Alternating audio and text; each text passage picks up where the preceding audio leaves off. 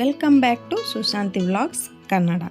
ಇವತ್ತು ಈ ವಿಡಿಯೋದಲ್ಲಿ ಗರಿಗರಿಯಾದ ಸ್ಪೈಸಿಯಾದ ಸಾಫ್ಟಾದ ಚಕ್ಲಿನ ಯಾವ ಥರ ಮಾಡೋದು ಅಂತ ನೋಡೋಣ. ಎಲ್ಲರಿಗೂ happy Sankranti in advance. Sankranti ಹಬ್ಬದ ಶುಭಾಶಯಗಳು. ಇಲ್ಲಿ ಚಕ್ಲಿಯ ಕ್ವಾಂಟಿಟಿ ನಾನು ಹೇಳ್ತೀನಿ. ಅಕ್ಕಿ ಹಿಟ್ಟು 1 ಲೋಟ ತಗೊಳ್ಳಿ, ದೊಡ್ಡ ಲೋಟ, ನಾವು ನೀರು ಕುಡಿತೀವಿ ಜ್ಯೂಸ್ ಕುಡಿತೀವಲ್ಲ ಆ ಥರ ಲೋಟದಲ್ಲಿ. ಇನ್ನೊಂದು ಬಂದು ಇದು ರೇಷನ್ ಅಕ್ಕಿ ಹಿಟ್ಟು ತಗೊಂಡ್ರೆ ನಮಗೆ ಚಕ್ಲಿ ಅನ್ನೋದು ತುಂಬ ಚೆನ್ನಾಗಿ ಬರುತ್ತೆ. 1 ಲೋಟ ಅಕ್ಕಿ ಹಿಟ್ಟಿಗೆ ಚಿಕ್ಕ ಲೋಟ, ನಾವು ಕಾಫಿ ಟೀ ಕುಡಿತೀವಲ್ಲ ಚಿಕ್ಕ ಲೋಟದಲ್ಲಿ ಉದ್ದಿನ ಕಾಳು, ಚಿಕ್ಕ ಲೋಟದಲ್ಲಿ ಹುರಿಗಡಲೆ, ಕರಿಬೇವಿನ ಸೊಪ್ಪು ಸ್ವಲ್ಪ ತಗೊಂಡಿದ್ದೀನಿ. ಜಾಸ್ತಿ ತಗೋಬೇಡಿ, ಜಾಸ್ತಿ ತಗೊಂಡ್ರೆ ನಮಗೆ ಬಂದು ಚಕ್ಲಿ ಕಪ್ಪಗಾಗುತ್ತೆ. ಜಾಸ್ತಿ ತಗೋಬೇಡಿ, 1 ಇಲ್ಲಾಂದರೆ 2 ರಬ್ಬೆ ತಗೊಳ್ಳಿ ಸಾಕಾಗುತ್ತೆ. ನಿಮಗೆ ಡೌಟ್ ಬರುತ್ತೆ, ಉದ್ದಿನ ಕಾಳು ಯಾಕೆ ತಗೊಂಡಿದ್ದಾರೆ ಅಂತ ಅಲ್ವಾ. ಉದ್ದಿನ ಕಾಳು ಹಾಕಿ ಒಮ್ಮೆ ಈ ಥರ ಮಾಡಿದರೆ ನಿಮಗೆ ಗೊತ್ತಾಗುತ್ತೆ ಚಕ್ಲಿ ಬಂದು ಎಷ್ಟು ಸ್ಮೂತಾಗಿರುತ್ತೆ ಅಂತ. ಬಾಯಿಗೆ ಹಾಕಿದ ತಕ್ಷಣ ಹಾಗೇ ಕರಗೋಗ್ಬಿಡುತ್ತೆ, ಬಾಯಿಗೆ ಹಾಕಿದ ತಕ್ಷಣ ಕರಗೋಗ್ಬಿಡುತ್ತೆ. ಅದಕ್ಕೆ ಉದ್ದಿನ ಕಾಳು ಹಾಕಿ ಒಂದ್ಸಲ ಟ್ರೈ ಮಾಡಿ. ಈಗ ನಾವು ಸ್ಟವ್ ಆನ್ ಮಾಡಿ ಒಂದು ಪ್ಯಾನ್ ಇಟ್ಟು ಉದ್ದಿನ ಕಾಳನ್ನ ಲೈಟಾಗಿ ಹುರ್ಕೋಬೇಕು.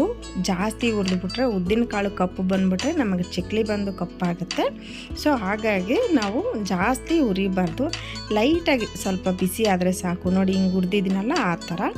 ಈಗ ಬಂದು ಕರಿಬೇವಿನ ಸೊಪ್ಪಲ್ಲಿ ತೇವಾಂಶ ಅನ್ನೋದು ಸ್ವಲ್ಪ ಇರುತ್ತಲ್ಲ, ಅದಕ್ಕೆ ಡ್ರೈ ರೋಸ್ಟು ಈ ಥರ ಮಾಡ್ಕೊಳ್ಳಿ. ಅದು ಸ್ವಲ್ಪ ಗರಿ ಆದರೆ ಸಾಕು ನಮಗೆ. ನೋಡಿ ಆ ಸೌಂಡ್ ಬಂತಲ್ಲ, ಆ ಸೌಂಡ್ ಬಂದರೆ ನಮಗೆ ಕರಿಬೇವಿನ ಸೊಪ್ಪು ಚೆನ್ನಾಗಿ ಹುರಿದಿದೆ ಅಂತ ಅರ್ಥ. ಈಗ ಕರಿಬೇವಿನ ಸೊಪ್ಪು, ಉದ್ದಿನ ಕಾಳು, ಹುರಿಗಡಲೆ ಹಾಕಿ ಡ್ರೈ ಪೌಡರ್ ಮಾಡ್ಕೋಬೇಕು. ನಾವು ಇದರಲ್ಲಿ ನೀರು ಹಾಕಿ ಮಿಕ್ಸಿ ಮಾಡ್ಕೊಳ್ಳೋಂಗಿಲ್ಲ. ಡ್ರೈ ಪೌಡರ್ ಮಾಡಿ ಒಂದ್ಸಲ ಚೆಕ್ ಮಾಡಿ, ಜಾಸ್ತಿ ತರಿ ಇದೆಯಾ, ನೈಸ್ ಪೌಡ್ರ್ ಆಗಿದೆಯಾ ಅಂತ ಒಂದ್ಸಲ ಚೆಕ್ ಮಾಡ್ಕೋಬೇಕು. ಆಮೇಲೆ ಈ ಥರದ ಒಂದು ಬಾಣಲಿ ಎಲ್ಲ ಒಂದು ಪಾತ್ರೆ ತಗೊಂಡು ಒಂದ್ರಿ ಮಾಡಬೇಕು. ಯಾಕಂದರೆ ಅದರಲ್ಲಿ ನಮಗೆ ನುಚ್ಚು ಬಂದ್ಬಿಡುತ್ತೆ. ಆ ನುಚ್ಚಿದ್ರೆ ನಮಗೆ ಚಕ್ಲಿ ತಿಂದಾಗ ಚೆನ್ನಾಗಿ ಅನಿಸಲ್ಲ, ಅದಕ್ಕೆ ಒಂದ್ರಿ ಮಾಡಬೇಕು. ಹಾಗೇನೆ ಅಕ್ಕಿ ಹಿಟ್ಟನ್ನು ಸ್ವಲ್ಪ ಒಂದ್ರಿ ಮಾಡ್ಕೋಬೇಕು, ಬೈ ಚಾನ್ಸ್ ಏನಾದ್ರು ನುಚ್ಚು ಏನೋ ಇರುತ್ತೆ ಅಂತ. ಈಗ ನಾನು ಇಲ್ಲಿ ಬಂದು ಬೆಣ್ಣೆ ತೊಗೊಂಡಿದ್ದೀನಿ, ಒಂದು ಸಣ್ಣ ಪೀಸ್ ಬೆಣ್ಣೆ ತಗೊಳ್ಳಿ. ಬೆಣ್ಣೆ ಇಲ್ಲ ಅಂದರೆ ಸ್ವಲ್ಪ ಆಯಿಲ್ ಆದರೂ ತೊಗೋಬೋದು, ಬೆಣ್ಣೆ ಪ್ಲೇಸ್ಗೆ ಆಯಿಲ್ ಆದರೂ ತೊಗೊಳ್ಳಿ. ಈಗ ನೀವು ಆಯಿಲ್ ತೊಗೊಂಡ್ರು ಆಯಿಲು ಅಷ್ಟೇ ಉಗುರು ಬೆಚ್ಚಗೆ ಮಾಡಲೇಬೇಕು. ಉಗುರು ಬೆಚ್ಚ ಎಣ್ಣೆ ಹಾಕಿದ್ರೆ ಚೆನ್ನಾಗಿರುತ್ತೆ. ಇಲ್ಲಿ ನಾನು ಹಿಟ್ಟಿಗೆ 1/4 ಟೇಬಲ್ ಸ್ಪೂನ್ ಅರಿಶಿನ, 3/4 ಟೇಬಲ್ ಸ್ಪೂನ್ ಉಪ್ಪು ಹಾಕಿದ್ದೀನಿ. ಖಾರ ಬಂದು ನಿಮ್ಮ ಇಷ್ಟ ಎಷ್ಟು ಬೇಕೋ ಅಷ್ಟು ಹಾಕ್ಕೊಳ್ಳಿ. ನಾನು ಇಲ್ಲಿ 1.5 ಸ್ಪೂನ್ ಅಚ್ಚ ಖಾರದ ಪುಡಿ ಹಾಕ್ತಾಯಿದ್ದೀನಿ. ಜೀರಿಗೆ ಬಂದು 1/2 ಟೇಬಲ್ ಸ್ಪೂನ್. ಇಲ್ಲಿ ಬಂದು ಓಂಕಾಳು ಗೊತ್ತಲ್ವಾ, ಓಂಕಾಳು ಒಂದು 1/2 ಟೇಬಲ್ ಸ್ಪೂನ್. ಈ ಥರ ಕೈಯಲ್ಲಿ ಹಾಕಿ ರಬ್ ಮಾಡಿಕೊಂಡ್ರೆ ಅದರ ಅರೋಮಾ ಬಂದು ನಮಗೆ ಚೆನ್ನಾಗಿ ಗೊತ್ತಾಗುತ್ತೆ. ಓಂಕಾಳು ಫ್ಲೇವರ್ ಅಂತೂ ಗೊತ್ತಾಗುತ್ತೆ. ಆಮೇಲೆ ಸ್ವಲ್ಪ ಚಿಟಿಕೆ ಸೋಡಾ ಹಾಕಿ, ಆವಾಗ ನಮಗೆ ಚಕ್ಲಿ ಗರಿ ಬರುತ್ತೆ. ಈಗ ಎಳ್ಳು, ಬಿಳಿ ಎಳ್ಳಾದ್ರೂ ತೊಗೋಬೋದು, ಕಪ್ಪು ಎಳ್ಳಾದ್ರೂ ತೊಗೋಬೋದು. ನಾನು ಬಿಳಿ ಎಳ್ಳನ್ನ ಒಂದು 3 ಟೇಬಲ್ ಸ್ಪೂನ್ ತೊಗೊಂಡಿದ್ದೀನಿ. ನಿಮ್ಮ ಇಷ್ಟ, ನಾವು ಎಷ್ಟಾದ್ರೂ ಹಾಕ್ಕೋಬೋದು. ಈಗ ಸ್ವಲ್ಪ ಮಧ್ಯೆ ಆ ಥರ ಗ್ಯಾಪ್ ಮಾಡಿಕೊಂಡು ಅದರಲ್ಲಿ ನಾವು ಬೆಣ್ಣೆ ಕರಗಿಸಿದ್ದೀವಲ್ಲ ಆ ಬೆಣ್ಣೆ ಹಾಕ್ಕೊಳ್ಳಿ. ಇಲ್ಲ ಅದರ ಪ್ಲೇಸಲ್ಲಿ ಎಣ್ಣೆ ಆದರೂ ಸ್ವಲ್ಪ ಉಗುರು ಬೆಚ್ಚ ಮಾಡ್ಕೊಂಡು ಹಾಕ್ಕೊಳ್ಳಿ.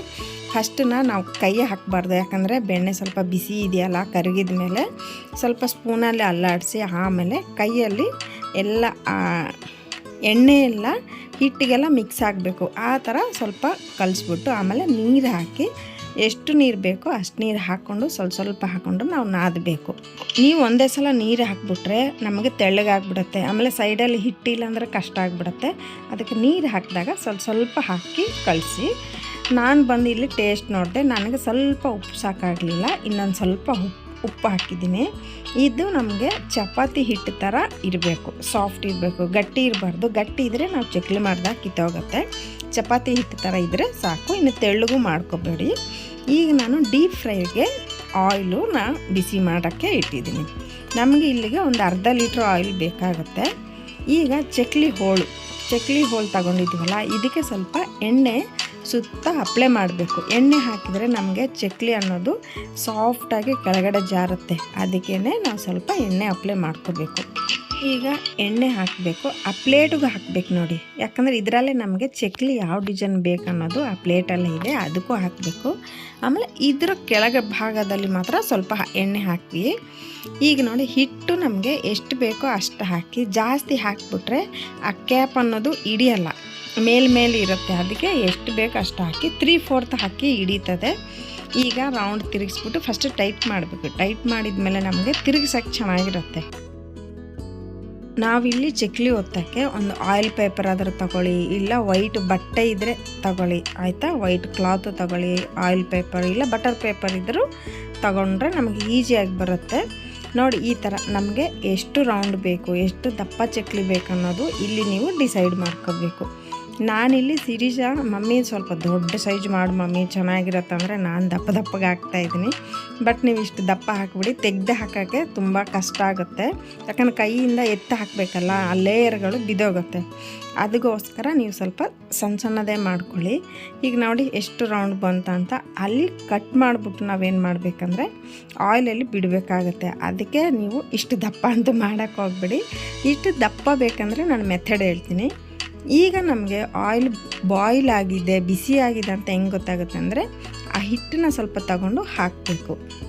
ಅದು ಮೇಲಕ್ಕೆ ಎದ್ದು ಬಂತು ಅಂದರೆ ಆಯಿಲ್ ಬಿಸಿ ಆಗಿದೆ ಅಂತ. ನೋಡಿ ನಿಮಗೆ ಮೆಥಡ್ ಹೇಳ್ಕೊಡ್ತೀನಿ ಅಂದಲ್ಲ, ಈ ಥರದೊಂದು ಸೌಟ್ ತಗೊಳ್ಳಿ. ಸೌಟ್ ತಗೊಂಡು ಅದಕ್ಕೆ ಸ್ವಲ್ಪ ಆಯಿಲ್ನ ಅಪ್ಲೈ ಮಾಡಬೇಕು.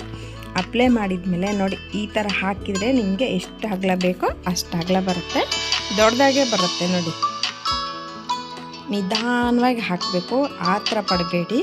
ನಿಧಾನವಾಗಿ ಹಾಕಿದರೆ ನಮಗೆ ಎಷ್ಟು ದೊಡ್ಡದು ಬೇಕೋ ಅಷ್ಟು ದೊಡ್ಡದು ಬರುತ್ತೆ. ನೋಡಿ ಈಗ ಅಂದರೆ ಹೊಸಬರಿಗೆ, ಹೊಸದಾಗಿ ಮಾಡಿದವ್ರಿಗೆ ಇದೊಂದು ಐಡಿಯಾ ಅಷ್ಟೇ. ನೋಡಿ ಈಗ ಎಣ್ಣೆಗೆ ಹಾಕಿದ ತಕ್ಷಣ ಎಷ್ಟು ಚೆನ್ನಾಗಿ ಬಿಟ್ಕೊಳ್ಳುತ್ತೆ ನೋಡಿ. ಸೌಟಿಂದ ಸಪ್ರೇಟ್ ಆಗಿಬಿಡುತ್ತೆ, ಯಾಕಂದರೆ ಸೌಟಿಗೆ ನಾವು ಸ್ವಲ್ಪ ಎಣ್ಣೆ ಅಪ್ಲೈ ಮಾಡಿದ್ದೀವಲ್ಲ, ಹಾಗಾಗಿ ಈಸಿಯಾಗಿ ಬಿಟ್ಕೊಳ್ಳುತ್ತೆ. ಈಗ ನೋಡಿ ಎಷ್ಟು ಚೆನ್ನಾಗಿ ಬಾಯ್ಲ್ ಆಗುತ್ತೆ. ಈಗ ನಾವು ಇದಕ್ಕೆ ಟರ್ನ್ ಮಾಡಬೇಕು. ಅಂದರೆ ಹಾಕಿದ ಮೇಲೆ 1 ನಿಮಿಷ ಬಿಟ್ಬಿಡಬೇಕು. ತಕ್ಷಣವೇ ಉಲ್ಟಾ ಮಾಡೋಕ್ಕೆ ಹೋದರೆ ಆ ಲೇಯರು ಕಿತ್ತೋಗೋಕ್ಕೋ ಸಾಧ್ಯತೆ ಇರುತ್ತೆ. ಅದಕ್ಕೋಸ್ಕರ 1 ನಿಮಿಷ ಬಿಟ್ಬಿಡಬೇಕು.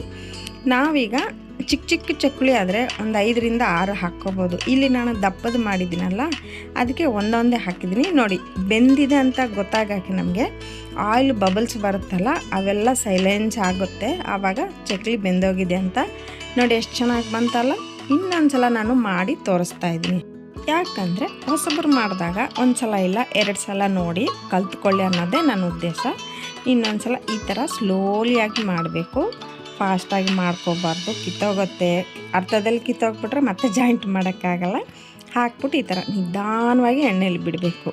ಆ ಥರ ಪಡಬೇಡಿ, ನಿಧಾನವಾಗಿ ಬಿಡ್ರಿ. ನೋಡಿ ಎಷ್ಟು ಚೆನ್ನಾಗಿ ಬಾಯ್ಲ್ ಆಗ್ತಾ ಇದೆಯಲ್ಲ.